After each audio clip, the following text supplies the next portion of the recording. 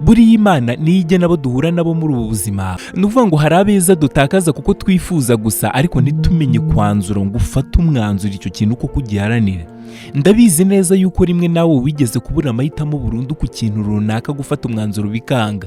Umugabo umwe w'umuhanga yagize ati, nugera mu kibazo aho guhitamo wumva byanze, uzafata igiceri unage hejuru nk'umwana muto, nawe ugira uti ni kwishaka cyangwa se ni ku kirangantego.